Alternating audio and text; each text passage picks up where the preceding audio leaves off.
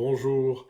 J'ai une question d'une musicienne, Isabelle, qui est loin d'être triviale parce que ça fait appel à d'autres choses. Sa question c'est, ben voilà, je fais de la musique et alors comment je fais pour pas avoir la tête pleine de ce que je vais chanter ou de ce que j'ai chanté et que ça m'occupe même pendant la méditation. Alors, c'est pas banal comme question, mais vous pouvez vous dire la même chose avec des idées qui tournent en rond. Par exemple, vous avez une question, un problème, et puis ça revient, ça revient, ça revient. Vous êtes toujours là en train de le remâcher, ou un souvenir désagréable, et on est en train de le remâcher, de le remâcher, de le remâcher, et ça prend toute la place. Et en fait, c'est ça la question.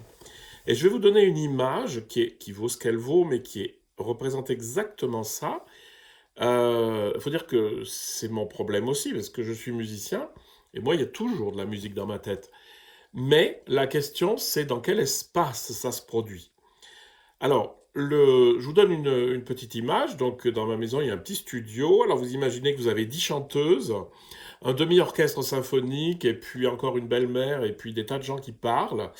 Et tout ça, ça cause, ça fait du bruit, et moi, je suis dedans, et en fait, c'est insupportable, et il n'y a pas moyen d'y échapper. Et donc ça, c'est quand on est dans l'attention assez petite, enfin l'attention qui est relativement étroite. Et vous savez que tout le travail de la spiritualité, c'est d'ouvrir le champ de l'attention pour que ça devienne à la dimension des sens, et en fait, ça devient infini. C'est un peu comme si tous ces gens qu'il y a dans le studio, là, vous voyez, j'ai un immense paysage, et ben, vous imaginez, vous en mettez un au bas du champ, un autre sur la montagne en face, etc. Et tous ces braves gens, ils vont pas vous gêner.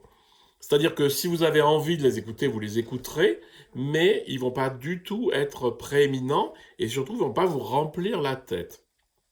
Alors, comment on fait? Ben, c'est pas difficile, c'est toujours la même idée. J'accueille le monde par tous les sens, que ce soit la vue, vision large, l'ouïe, l'audition large, que ce soit la présence au corps, que ce soit la présence à la respiration, que ce soit la posturation, que ce soit la température, la gravité, etc. Vous faites entrer le monde, la réalité, par tous les sens, et par nécessité, la conscience va s'élargir. C'est-à-dire qu'au lieu de focaliser sur une autre perception, on va essayer de globaliser et d'accueillir tout ça ensemble. Et donc là, on aura élargi la conscience. Mais les objets mentaux, comme les souvenirs, les réminiscences auditives, elles sont aussi dans cet espace. Et donc, ça gêne infiniment moins. Je vous dis, c'est comme si vous aviez... Bon, euh, Isabelle parle de musique et de pièces de musique qui lui reviennent en boucle. Ben, imaginez qu'il y ait ça au bas du champ. Voilà, ça fait un petit bruit qui vient, et puis de temps en temps je l'écoute, de temps en temps je l'écoute pas, mais je suis libre par rapport à ça. Et dites-vous bien que dans votre tête, c'est ça, il se passe énormément de choses.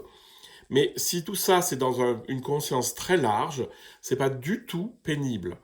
Et du coup, il n'y a pas ce qu'on appelle l'agitation mentale. L'agitation mentale, elle se produit lorsque tout le monde est dans le studio et cause, et que tout le monde cause ensemble. Voilà, donc ouvrez l'espace de la conscience, et à l'intérieur de la conscience ouverte, eh bien, vous verrez que les choses qui tournent un peu en boucle, elles sont infiniment moins gênantes. Voilà, j'espère que j'aurai répondu à Isabelle.